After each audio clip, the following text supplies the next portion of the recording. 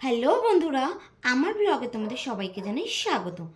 আজ আমি তোমাদের সাথে শেয়ার করব সর্ষে পোস্ত পাবদা।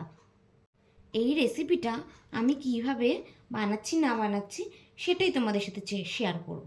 চলো ভিডিওটা তাহলে শুরু করা যাক।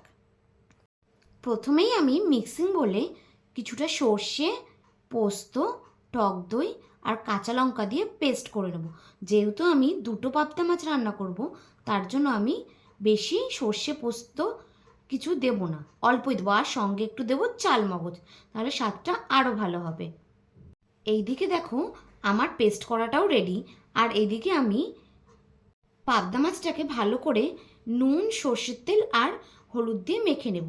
সর্ষের তেলটা দিয়ে কিছুক্ষণ মাখিয়ে রাখলে তাহলে না পাবদা মাছটা ফাটে না, কারণ পাবদা মাছ প্রচণ্ড ফাটে।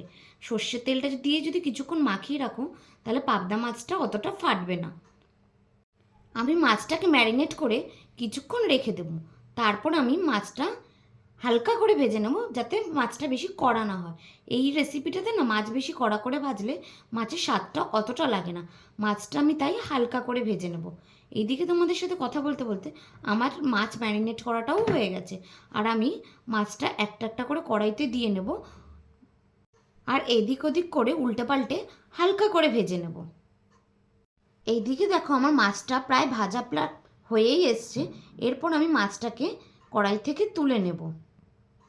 মাছটাকে তুলে রাখার পর আমি কড়াইতে আরও একটু তেল দিয়ে দেব।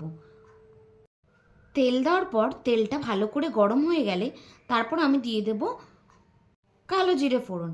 তারপর আমি মিক্সিতে যে পেস্টটা করে রেখেছিলাম সেই পেস্টটা দিয়ে দেবো, মানে ওই টক দই, চালমগজ, সর্ষে, পোস্ত, কাঁচা লঙ্কা দিয়ে যে পেস্টটা করে রেখেছি সেটাকে আমি দিয়ে দিলাম।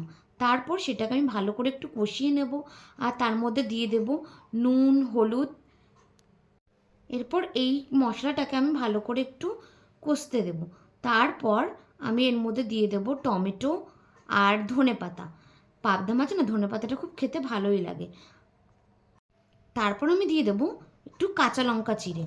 তোমরা যে যেরকম ঝাল খাও তোমরা সেই হিসেবে ঝালটা দেবে। আমাদের বাড়িতে যেহেতু ঝালটা সেরকম খাওয়া হয় না, তাই আমি ঝালটা কমই দিয়েছি। এইদিকে দেখো তোমাদের সাথে কথা বলতে বলতে আমার পাবদা মাছ রান্না করাটাও কমপ্লিট। আর হ্যাঁ, সে মাছটা রান্না করার শেষে একটু কাঁচা সর্ষের তেল ছড়িয়ে দেবে, তাহলে মাছের স্বাদটা না আরও দ্বিগুণ বেড়ে যাবে।